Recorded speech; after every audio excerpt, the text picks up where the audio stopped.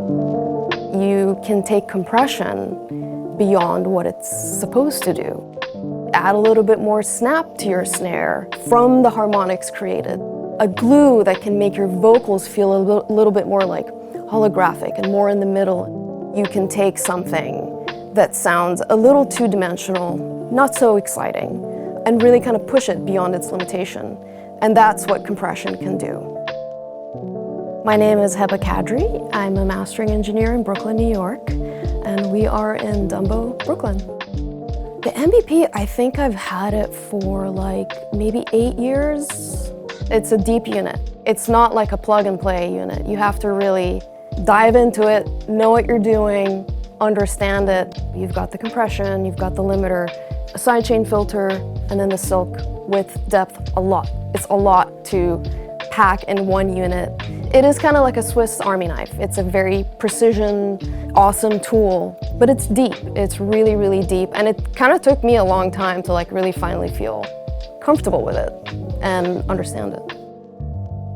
I have to say about the MBT, I was like, why do I need this? This is redundant. I already have the MBP. No, this is different. I got it. And I was quite blown away. Not what I expected at all, actually.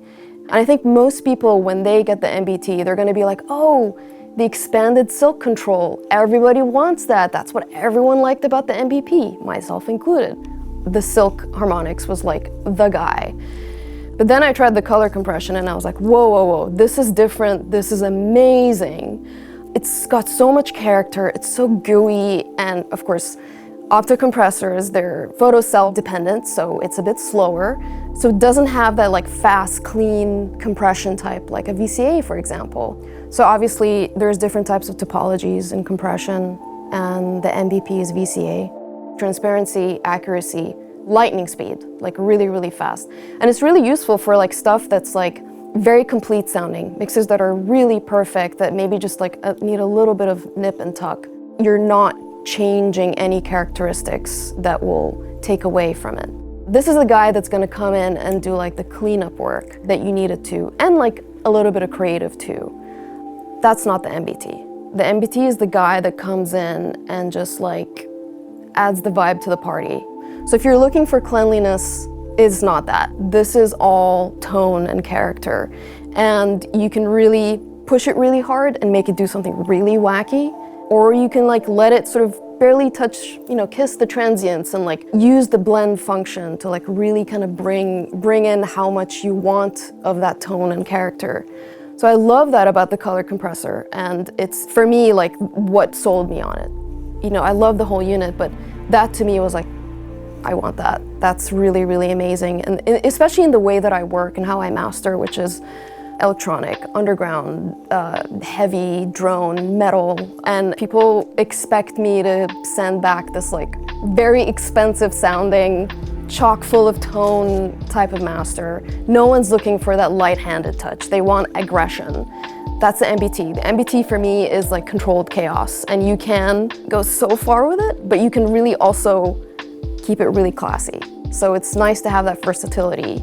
And there's so many sections, like in a 2U unit, like you have a high pass filter, you have 2-band shelving EQ, you've got the color comp, the width, which by the way is different from the MBP. It's very different actually. And then of course the very expanded silk feature and the Zener diode drive. And then within all of those stages, the way they interact with each other is very beautiful. And gain staging. Tons of choices of Class A gain staging. Something that would have taken like 4 or 5 moves, I can like literally do it in one unit. For people that are, they really want that one unit, that one analog unit that will allow them to come out of the box and impart color in the way that they think about color in their heads. So it's really creative. It makes you think about music differently. I love units that kind of push you out of your comfort zone. You're like, oh, wait a minute. This is interesting. Let me try doing this now. It's sort of informing the way you're working in a different way. One of the things that you realize is like, there's really not that much ballistics on it. You know, you do have like the LED that flickers and tells you, okay, you're getting into saturation world, or, you know, gain reduction. But it's not giving you that much information. And in a way, it's good because you're using your ears. It's forcing you to use your ears.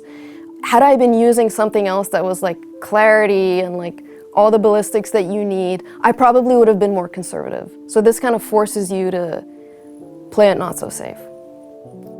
It's really nice to like see an evolution in design, an evolution that allows engineers to like really think differently, but also you still have like the standard stuff that everybody wants and that sound that everybody wants.